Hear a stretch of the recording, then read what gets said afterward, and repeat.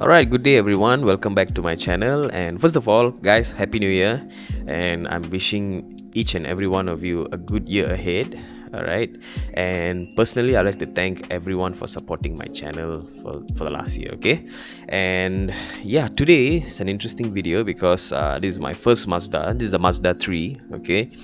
So I will bring you on each step on how to remove the door panel and the entire trim inside of the car lah. Okay, so first of all, I like to start with the doors. So as you can see, I'm using my prying tool.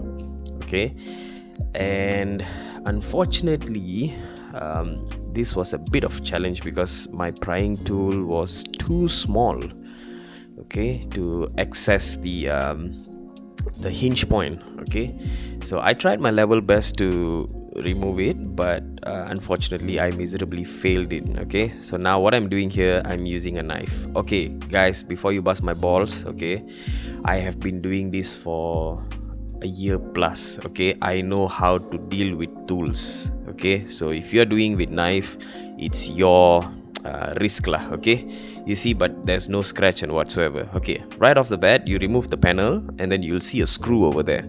Okay, that's the first screw. Okay, remove that screw, safe keep it somewhere. Okay, moving on to the power window module lah.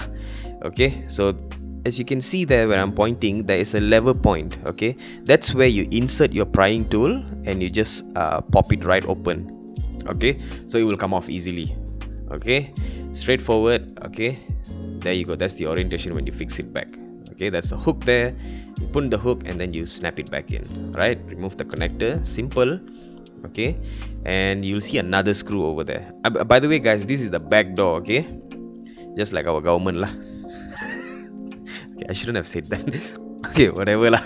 Okay, so right, two screws has been removed. Okay, now you just pry out the door trim lah. Okay, it's very simple. This car, I tell you guys, very easy to work with. Okay, and also very easy to damage, so keep that in mind. Okay, and yes, and there's a trim over there, the top trim. It comes with the door, yeah guys, so be careful. And this one, the locking actuator, you have to tilt it in a way and you have to remove through the door trim, if that makes any sense lah. Okay, so we're going to the front door. Okay, same step. Okay, the screw at the locking actuator, right? And like you can see here again, I'm removing the same screw. Okay, right, remove that, safe keep it. And then moving to the power window module, same, use your prying tool. Okay, put at the hinge point and clap it open. I mean pop it open. Okay, right, so you will see two connectors. Okay, for the front one you'll see two connectors. One is for the window and one is for the side view mirror lah, the adjustment. Okay, alright, and there's another screw there, same like the back door. Okay, remove that and pretty much you're good to go guys. Alright, I'm just making sure whether did I miss anything or not, because it was too easy. So when things are too easy, I tend to overthink myself, like is it sure, is it the one, is it like, you know, I have that type of mentality. Okay, and one more thing here, you will have a quick release pin here, you have to remove that. Okay, that's it, and right away it comes off. I hope I'll be showing you how to remove the locking actuator here. Okay, yes I do. Alright, wait, okay, like I said just now, you have to pry it and you have to twist it in an angle that goes through the door trim. Okay, so you guys will figure it out lah when you actually remove it. Okay, now I was thinking whether I want to remove this actuator or not, but yeah, I did lah. Okay, just to, you know, you don't want to put load on the cable and you don't want the thing to be dangling down. Okay, so that might cause unwanted tension on the cables. Okay, now moving forward, removal of the seat. Okay, now that is what we call a Torx bolt. It's not a Torx bit, but it's a Torx bolt. okay, or we can call it a star bolt or whatever lah. Okay, if you don't have that particular tool, you can use a 12 socket. It will still fit. Okay, so now removing the seat connectors. All right, that's where your airbag and your, I don't think this car has seat airbags, because airbag is always indicated as yellow. Okay, so this is just white, so I'm assuming that is just a sensor. Okay, all right, so moving on, you have to remove the throttle control unit as well. I don't know that's the correct name or not. I'm just coming up with bullshit names. Okay, so whatever that makes sense lah. Okay, you have your electronic throttle control pedal. Okay, that's what. Okay lah, we make it more simplified lah. Okay, all right, remove the cable and remove the 2 bolts like I mentioned above. I mean, I showed you guys, right? Okay, and the back seat is pretty simple. Do not pull it like how you see my other videos. Different car manufacturer have different theories. Okay, so you just have to push the lever and the quick release pins on the carpet. All right, so moving on with the seat belt. Okay, pretty straightforward like guys. Once you open up the entire trims, you will know what you need to remove already. Okay, so that's us removing the carpet. We did not remove the center console because the risk ratio is too high in this car, because we don't want to break anything, and and also simplify our job. Okay, because at the end of the day, I don't like to risk unnecessarily. I have an instinct where if it's possible, then I will remove. If not, I will not remove it. Okay, so just keep that in mind. If you guys can do this, like what I'm doing here, you can rip off the carpet. Okay, like what we are doing here, without removing the center console. So there you go. The mother lah. This is the end result lah after removing the entire carpet. Okay, so that's how your car will look like lah after removing the carpet. I'm very impressed with Mazda though.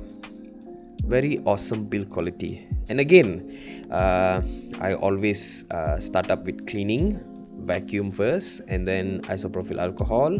If you've been following me for quite some time, you know my process already. Okay, I always pay attention to detail for cleaning. Okay, it's a very crucial step. And here comes the second crucial step, which is measurement and preparation. Okay, so if you want a professional job, the key here is measurement. Okay, you see how much measurement plays a huge role, like it fits properly instead of you just going by your guts and wasting materials. So I don't suggest that. Okay, do a proper measuring, use a measuring tape, use a ruler, whatever it is, and do it properly lah. Okay, since you open up, you're going to put in so much of effort, stuff like that, might as well make it worthwhile, right? Okay, so again the same thing. After cutting the material to its appropriate size, the installation part is rolling down the material lah. And also make sure that you don't have any air bubbles when you install it, because that's not going to be a good installation if you have air bubbles. Okay, and of course that's my legendary sandok. That's my special tool. Okay, this thing comes in handy lah.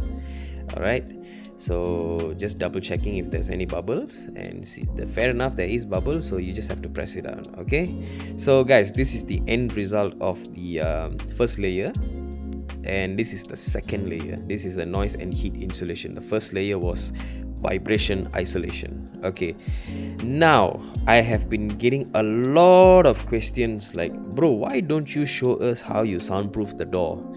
Okay, to be honest, I hate doing the doors because my hands are big and I find it very, very difficult to access certain points in the door because my hands are big. Well, that's what she said lah. Anyways, so fortunate enough, this car has a lot of room to work with. Okay, so I managed to fit in my hands, and yeah, that's about it. So for this door, I will post another video on how to remove the entire black thing, the black cover, the plastic cover, because it's very tedious, and I will put another video, okay, how to remove that door. You know, you can get access to your power window and whatsoever lah. Okay, so again it's the same procedure as the floors. Okay, you have to do your cleaning. Well, unfortunately you can't do vacuuming in the door, so what you have to do is literally spray isopropyl alcohol inside the door, and then you take a clean rag and you wipe it properly. Okay, so that way you can assure that the door is clean. Okay, if you don't have isopropyl alcohol, you can use MEK, which I don't really like because it will eat up the clear coat, or you can use methylated spirit or white spirit. Any type of spirit would do lah. Okay, but the best is still alcohol, because one thing good about alcohol is it evaporates very fast. Okay, so if you have any electrical connectors and whatnot, so you can directly spray alcohol on them without worrying. Okay, so there you go. That's the door basically lah. So here, if you notice, the sendok really helps lah. Okay, sendok, because certain points the roller can't go in, so your best bet is the sendok lah. Okay, so I hope you guys enjoy this video. I try to make my videos very short because people don't according to my YouTube statistic, people don't watch anything more than 8 minutes. Okay, so if you guys are still here at this point, thanks for watching until here, and I highly appreciate if you guys can share my video and subscribe. That would be great, and also like my video lah. Don't dislike lah. Come on lah. I'm giving you guys good quality stuff lah. Okay. So anyways guys, have a great year ahead, and I will see you guys in the next video. Okay, so ciao guys.